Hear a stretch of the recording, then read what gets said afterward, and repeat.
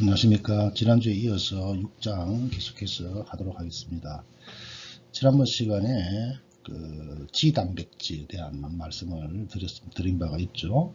174페이지에 있는 그림 6-7과 같은 예를 들어서 설명을 드렸고요.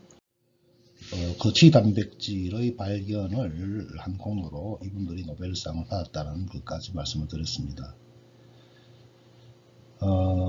2-4에서 맨 마지막에 보게 되면은 두 개의 정폭 효소, 아데닐산 고리화 요소와 인지질 분해 요소 C가 있다까지 지난번에 말씀을 드린 바가 있습니다. 오늘은 2-5 다수의 혐지질성 호르몬은 GPCR, 사이클릭 AMP 경로를 이용한다 라는 제목이 나와 있는데요. 처음에 나오는 단어가 좀 깁니다. G단백질 연결, 아데닐산 고리화 효소 사이클릭 AMP 시스템 G 프로테인 커플드 아데닐산 아데닐릴 고리화 효소 고리 사이클레이즈 사이클릭 AMP 이것은 신호 전달 경로에서 가장 먼저 발견이 된 예가 되겠습니다. 1950년도에 발견이 됐네요. 서덜랜드라고 하시는 분이 탄수화물 대사에 미치는 호르몬의 영향을 연구하던 중에 발견하였습니다. 당시에 이게 발견되었을 때는 다시 영향을 미치지 못하였지만 호르몬의 액션에 대한 가장 기본적인 메커니즘을 밝힌 공로로서 신호전달 이해의 가장 중요한 모델로서 이해를 하고 있고 그 공로를 인정받아서 1971년에 노벨상을 수상을 하게 됩니다. 이분이 방금 언급한 서덜랜드라고 하는 분이 되겠습니다. 그 하나 예로서 이제 에피네프린이 어떻게 작동하는지를 보여주고 있는데요. 이 그림에 보면 에피네프린이 칼슘의 농도를 조절하고 있고 또 사이클 AMP 이야기가 나오죠. pKa 이야기가 또 여기서 나옵니다. 이런 식으로 이분이 여러 가지 신호 경로 조절에 중요한 내용을 밝혔고 이분이 밝힌 내용은 현재까지 교과서에서 그대로 이제 우리가 사용을 하고 있죠. 오른쪽에 있는 그림은 사이언스에서 이분의 공로를 업자하기 위한 논문이 나왔는데 결국 이분은 호르몬 액션에 대한 기본적인 메커니즘을 밝힌 분이다 이렇게 생각하면 됩니다.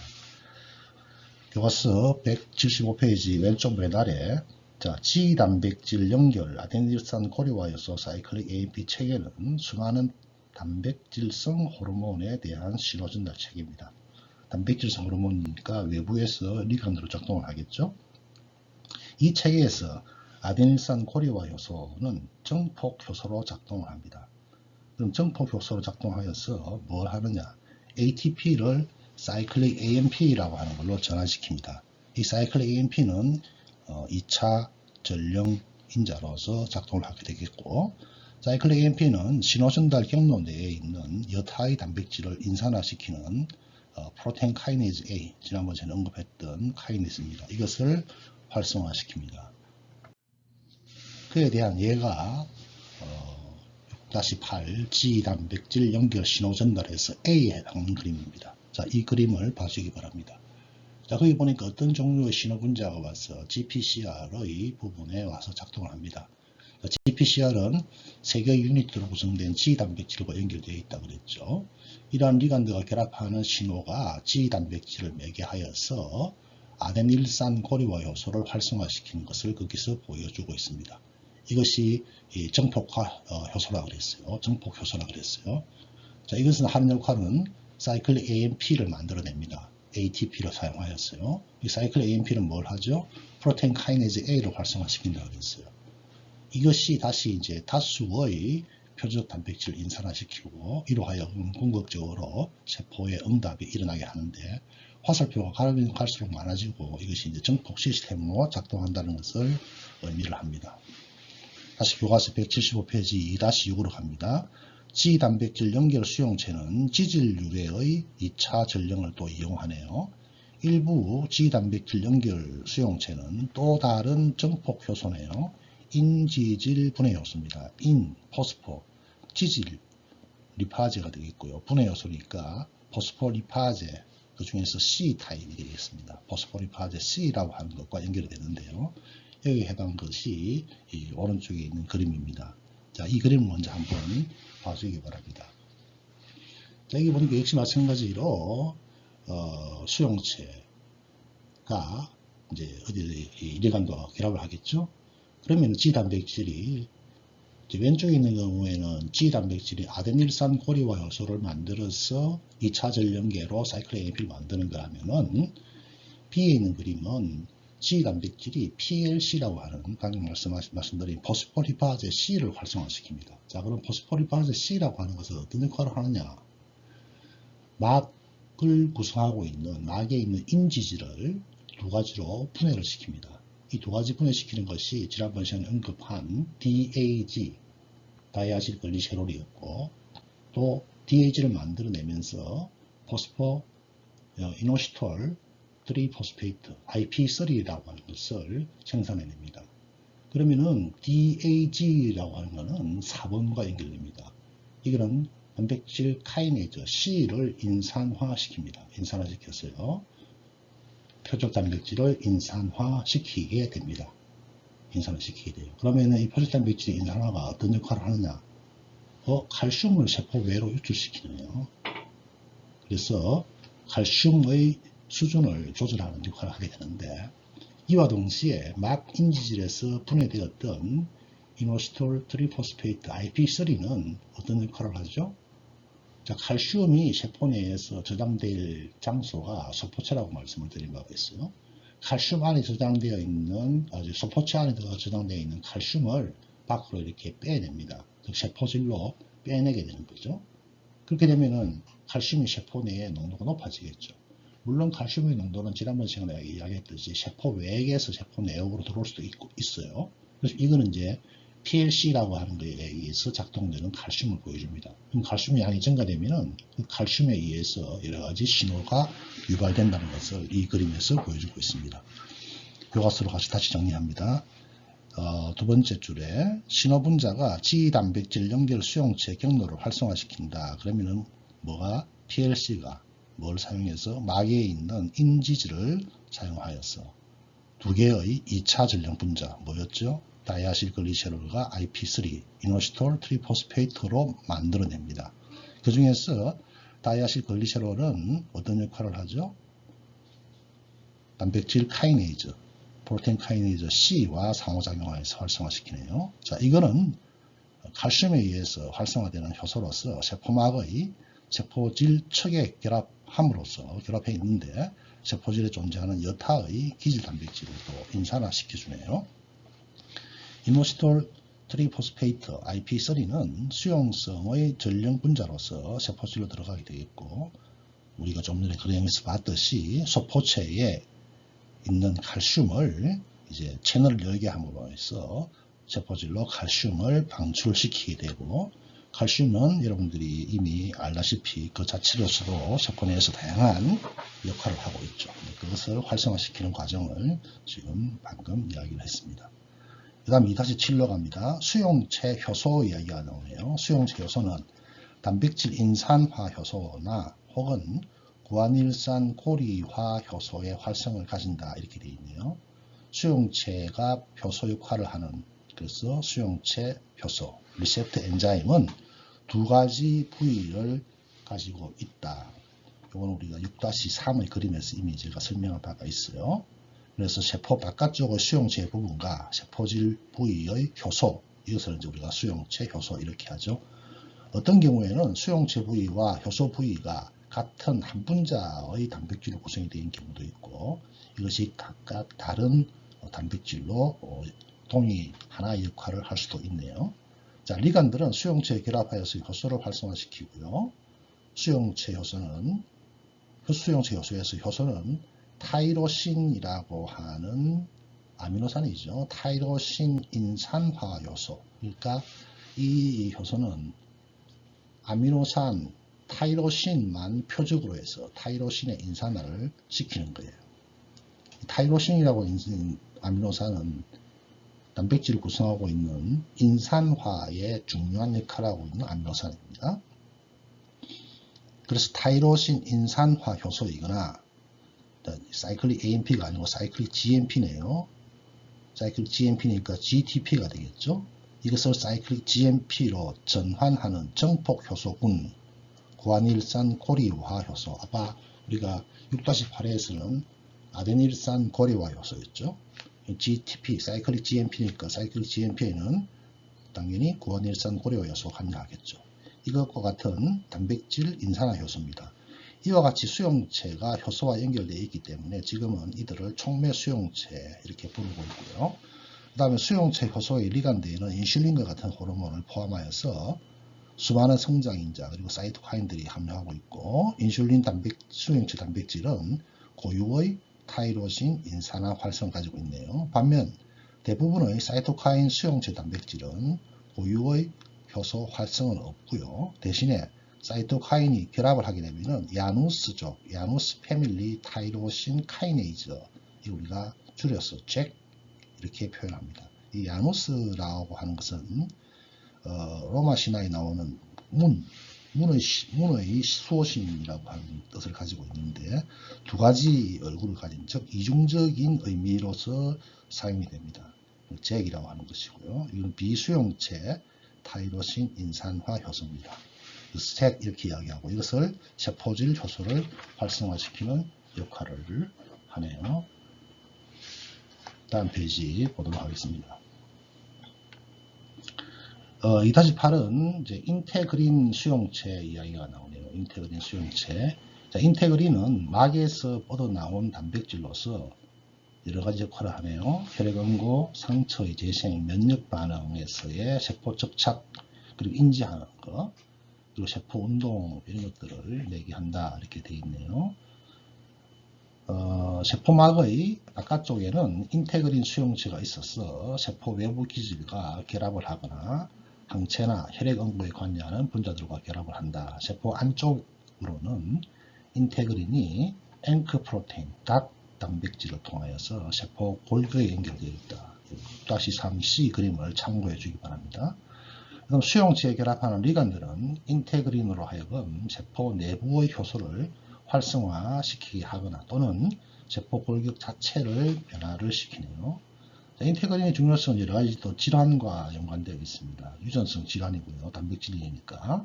혈액응고에 결정적인 역할을 하는 혈소판에 이러한 인테그린의 수용체가 없는 경우가 대표적인 이런 예가 되겠습니다. 그러면은 혈액응고가 제대로 되지가 않겠죠.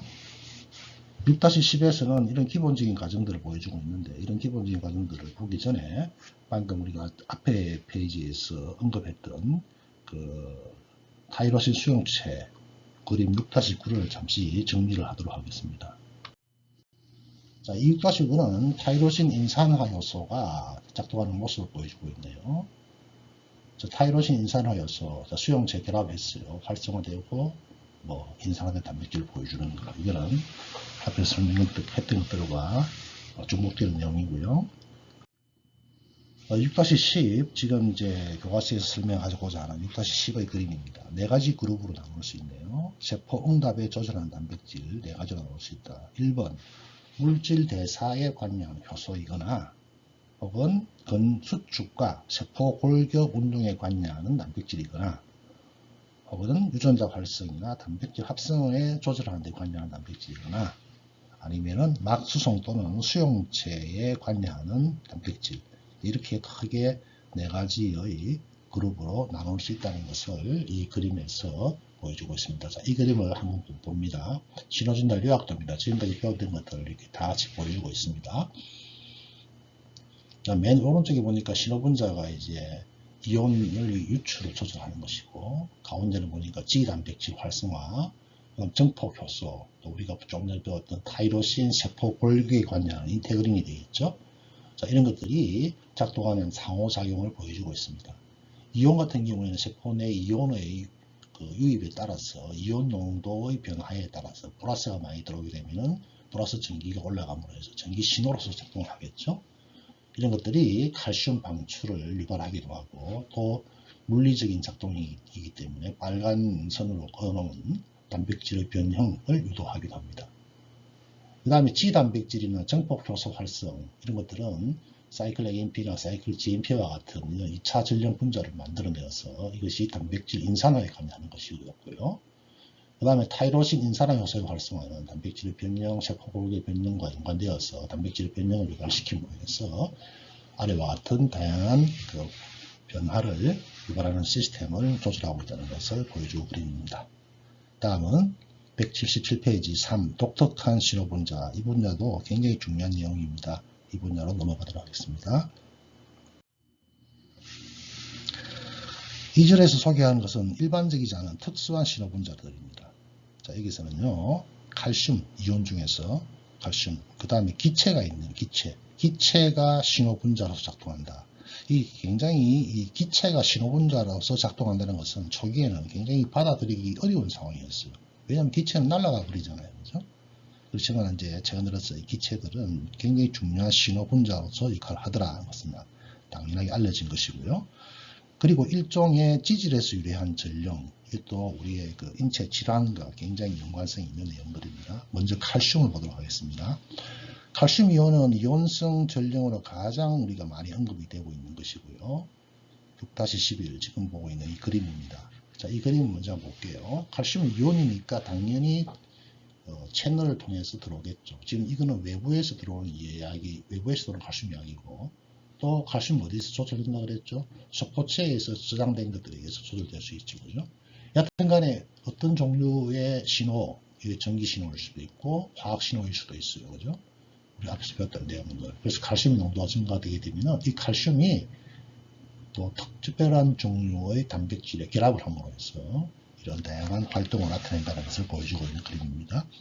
그래서 교과서 내용은요. 전압작동 칼슘 채널과 리간드 작동 또는 기계적 작동 채널을 포함하는 칼슘 채널을 통해서 세포질로 유입이 되고요. 또한 세포 내부의 구획으로부터, 자, 이거는 대표적인 것이 소포체라고 했어요. IP3가 이것의 방출을 촉진한다 그랬어요. 그래서 대부분의 경우에 소포체 저장이 되어 있다. 이것은 능동수성에 의해서 농축되어 있는 것이었고요. 세포질로의 칼슘 방출은 칼슘 신호, 이걸 다른 말로 칼슘 스파크를 만들어낸다. 이렇게 이야기하고요. 그러면 칼슘 이온이 높아지게 되면 세포 내에 존재하는 칼슘과 결합하는 단백질과 결합을 함으로 해서 다양한 효과를 나타내는데요. 1번. 자, 칼슘은 모든 세포에 공통적으로 존재하는 칼슘과 결합하는 단백질입니다. 칼모둘린이라고 하는 단백질에 결합을 하여서 여러가지 신호 전달을 나타내네요.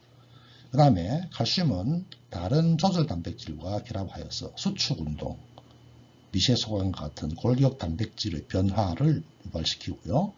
대표적인 경우가 이제 우리가 골격근에서 조절 단백질인 트로포닌에 결합하죠. 이 트로포닌은 액틴 묘신과의 결합을 막아주고 있는 것이고, 칼슘 농도가 높아지게 되면 이것이 열리짐으로 해서 트로포닌 사이에 칼슘이 결합하여서 액틴 묘신과 결합함으로써 슬라이딩을 할 수 있는 그런 수축이 일어날 수 있도록 해주는 거죠. 그 다음 세 번째, 이 칼슘은 조절 단백질에 결합하여서 분비낭의 세포 외 유출. 자, 이것이 지난번에 우리가 배운 바 있는 인슐린과 같은 베타세포에서 인슐린의 분비에서 볼 수 있는 대표적인 특징이 되겠습니다. 다음 페이지요. 네 번째, 또한 이러한 칼슘, 이것은 이온 채널에 직접 결합하여서 작동 상태를 활성화시킨다. 이게 바로 이제 신경세포에서 우리가 또 좀 더 다시 배울 겁니다. 그 다음에 배발생 과정에서도 수정란에 유도되어서 배발생을 유도하는 데도 관여하는 이런 또 전혀 다른 기능을 보여주고 있네요. 자, 두 번째, 기체 분자로 넘어갑니다. 자, 기체 분자. 자, 수용성 기체입니다. 수용성 기체. 자, 이것은 순간적으로 작동하여서 그 효과를 나타냅니다. 순간적으로 작동하니까 멀리 이동을 하지 않겠죠. 그죠? 주변 분비나 자가 분비의 신호 체계에 해당하는 것입니다. 그래서 근접한 위치에 작용하는데 가장 잘 알려진 것이 니트릭 옥사이드, 산화질소, NO가 되겠습니다. 그 다음에 일산화탄소나 황화수소, 이 또한 역시 마찬가지로 기체 분자로서 잘 작동하고 있는데, 특히 이제 이런 것들은 좀 더 유해한 몸에 안 좋은 효과가 더 알려져 있고, NO는 굉장히 중요한 기체 분자입니다. 과학자들은 혈관으로 연결된 내피세포로부터 수명이 아주 짧은 신호분자가 생성된다는 것을 알았다. 왜냐하면 혈관의 수축과 이완작용을 조절하는데 이게 굉장히 빠른 속도로 일어나는 거죠. 그러면 아주 빠른 속도로 조절하는 신호분자가 있다는 이야기예요. 그래서 그 신호분자를 찾기 위해서 엄청나게 많은 과학자들이 여기에 이제 혼신의 노력을 기울이죠. 그래서 이 분자를 우리가 내포세포를 이완시키는 인자라고 이야기를 했습니다. 혈관 내피세포를 이완시키는 것은 굉장히 중요한 역할을 하고 있어요. 우리가 뭐 심장병이나 뇌와 혈관과 관계된 것들, 그 이외의 기타 질환들이 굉장히 혈관의 이완과 관계가 있죠. 그래서 이거는 병리학적으로 굉장히 중요한 의미를 가지고 있어요. 그래서 먼저 이름을 붙였어요. 이 뭔지 모르겠지만 뭔가 있을 것이다. 이것을 바로 우리가 내피세포를 이완하는 인자다 라고 이렇게 이름을 지었습니다. 엔도세리얼 디라이브드 릴렉싱 팩터 EDRF라고 하네요. 이 분자는 내피세포로부터 가까이 위치하는 평활근 세포로 퍼져나가서 근육을 이완시키고 이제 혈관을 팽창시키는 것까지는 다 이제 알게 되었죠. 과학자들은 내피세포 이완인자가 이렇게 기체라고 하는 것을 밝히는데 굉장히 오랜 시간이 이제 걸리게 되었습니다. 왜냐하면 그전에는 기체가 이런 역할을 할 일이라 생각하지도 못했고, 또 중요한 것은 이 기체가 작동하는 시간이 2초에서 길어봐야 30초입니다. 그러고 나서 분해돼서 다 날아가 버리는 거예요. 그러니까 이것을 그동안에 뭐 단백질 정도로 단백질이 유력하다라고 많은 사람들이 생각하고 찾았죠. 이렇게 찾을 수가 없는 거였죠. 그래서 많은 시간이 걸렸다. 이와 같은 NO에 관한 어려운 연구 때문에 1998년에 노벨 생리학상은 이 세 분이 수상하게 됩니다. 자, 여기 있는 이분입니다. 이분이고, 뭐, 써니 헬스 사이언스 센터, 그 다음에 UCLA, 그 다음에 텍사스 메디컬 스쿨에 서로 각자 이렇게 연구를 하시던 분이었어요. 이분들이 이제 NO 관계되는 그 연구를 한 공로로 이제 수상을 하게 되었는데, 특히 이제 심장병에 굉장히 중요한 역할을 하고 있고, 최근 들어서는 이제 코비드 환자들을 이렇게 아주 응급 상황인 코비드 환자들에게 NO 생성을 촉진시키는 방법을 하나의 또 처방으로도 생각을 하고 있고요. 밑에 그림 보니까 이제 NO가 어떻게 해서 만들어지는지를 보여주고 있네요. 아르지닌이라고 하는 것에서부터 만들어진다는 것을 보여주고 있어요. 아르지닌이 시트룰린으로 바뀐 과정에서 NO가 나온다는 것이 이 사람들이 발견한 내용들입니다. 자, 그게 뭐 NOS라고 하는 것이 사이에 작동하고 있는데 NO 합성 요소입니다. NO synthesis, NO 합성 요소에 의해서 이놈들이 작동하고 있고, NO를 만들어내는 합성 요소는 현재까지 세 가지가 알려져 있습니다. 그 다음에 최근 들어서 이 NO는 또 이제 바이아그라라고 하는 이런 약을 만들어내는 또 이런 공헌을 세우게 되죠. 노란 바탕으로 되어 있는 것이 평활근을 이렇게 확장하는 메커니즘을 보여주고 있는 그림입니다. 여기 보니까 실드나필이라고 하는 게 있죠. 이게 이제 뭐 시알리스나 바이아그라나 이런 이제 약물들의 기본 이제 약물 이름이 바로 실드나필이 되겠습니다. 그러니까 이제 요 성분이 다 이런 약이 다 들어가 있는 거죠. 그게 이제 응용발기와 어떻게 되는지를 이제 오른쪽 아래 그림이 있으니까 관심 있는 분들을 참고하기 바랍니다. 자, 다시 교과서로 갔어요. 조직에서는 산화질소 합성요소, 우리 NOS라고 그랬어요. 이 활성에 의해서 아르지닌이라고 하는 아미노산과 작용하여서 NO가 만들어집니다. 간단한 식이 있네요. 자, 산소가 필요하네요. 그럼으로써 NO가 만들어지고 하는 모습을 보여주고 있고, NOS가 관여한다. 위의 반응으로 생긴 NO는 표적세포로 확산된 후 이곳에서 세포 내 수용체와 결합하네요. 자, NO는 대부분의 구안일산 고리화 요소를 활성화시키네요. 그러면 사이클 GMP가 만들어지겠죠. NO는 혈관의 이완에도 작용하여서 뇌에서는 신경 전달 물질과 신경 조절 물질로 작용하네요. 또 NO는 다음에 또 기회가 되면 또 말씀드릴 기회가 있을 것입니다. 그 다음 일산화탄소, 카본 모노사이트. 자, 이거는 독성 효과 때문에 잘 알려져 있는 분자죠. 어떤 세포에서는 아주 미량으로 NO를 합성하기도 하는데요. CO를 합성하기도 하는데, NO처럼 CO도 역시 마찬가지로 고환일산 고리화소를 활성화시키네요. 사이클 GMP 생성하나. 이의 효과는 NO와는 독립적으로 나타내는 것으로 보이고요. 일산화탄소는 표적세포에 이것은 이제 평활근과 신근 조직에서 발견되는 것들이고, 이건 뭐 가스 중독과 연관된 내용들이라서 또 다음에 또 이야기할 기회가 있을 겁니다. 그 다음에 가장 최근에 발견된 기체형 신호분자가 이제 황화수소입니다. 하이드로젠 설파이드 H2S. 이게 심혈관계에서 혈관을 이완시키는 아주 중요한 역할을 하고 있고요. 이 마늘에 이제 이런 것들이 많이 들어가 있습니다. 우리 마늘에는 황 함유물이 많아요. 황이라고 하는 게 뭐 마늘뿐만 아니라 다른 자연계도 많이 존재하지만 우리가 황을 건강기능식품이나 약물로 활용하는 것이 바로 혈관 이완 작용 때문에 그렇습니다. 그래서 마늘을 많이 섭취하면 심장 보호 효과가 있음을 시사한다는 것이 이제 이런 발견 연구에 기초를 둔 내용들입니다. 자, 위에 있는 임상 초점 한번 흥미로운 내용이 있으니까 보도록 합니다. 스모그, 그 다음 다이너마이트에서 나온 물질들이 생물학적 전령으로 밝혀질 것이라고 누가 상상이나 했겠는가 라는 질문을 던지네요. 쉽게 사라지는 산화질소 가스의 발견에 그 이그네로, 좀 전에 이제 말씀드린 그 3명의 노벨 수상자 중에 한 명입니다. 의 연구 결과에 대해 초기 심사에서 게재 거부를 결정했던 동료 심사자들 뿐만 아니었다. 이게 무슨 말이냐면은 이그네로라고 하시는 분이 NO가 굉장히 중요한 역할을 한다는 것을 이제 논문을 발표하기 위해서 논문을 투고했는데 이 논문을 심사한 사람들이 전부 다 이게 말도 안 되는 소리다 라고 이거 전부 다 치부시는 거예요. 그 당시에는. 그러나 사실은 질소를 포함하는 화합물이 혈관을 확장시킬 수 있다는 사실은 또 노벨이 나오네요. 이 사람이 노벨상을 받았지만은 알프레드 노벨의 다이너마이트 공장에서 일하던 노동자들이 질소에 의한 혈관 확장으로 두통을 호소한 것에서 비롯하여 이미 100년 전부터 알려져 있는 상황이었어요. 이것이 NO가 이제 그런 신호 전달 분자 역할을 한다는 걸 몰랐던 거죠. 1860년 이후부터 의사들은 혈관 수축으로 인해 심장 통증을 유발하는 협심증이죠. 의 원인을 이것을 완화를 시키기 위해서 니트로글리세린을 사용했다.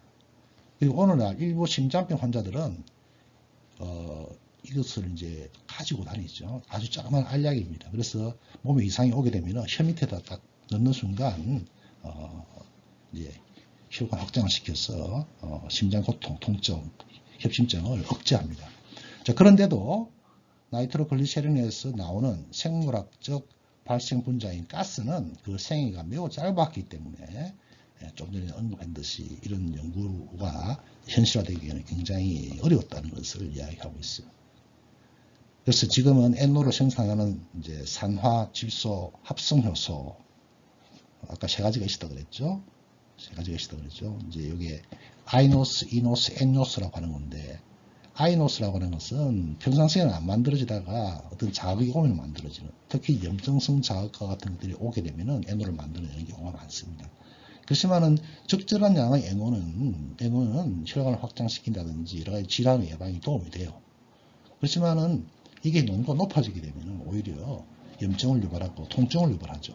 그러다 보니까 다이너마이트를 만들어내는 공장에서 일했던 사람들은 오히려 NO의 농도가 높아짐으로 해서 오히려 비정상적인 혈관의 확장이 일어나서 두통을 호소하게 되는 거죠. 그 다음 이노스라고 하는 것이 있어요. 이건 엔도세리알 셀에서 나오는 것이고요. N노스, N은 너브, 신경세포에서 나오는 이런 NO 합성 효소 3가지가 있습니다. 시간이 좀 경과가 됐네요. 좀 쉬었다가 다음 시작하도록 하겠습니다. 수고하셨습니다.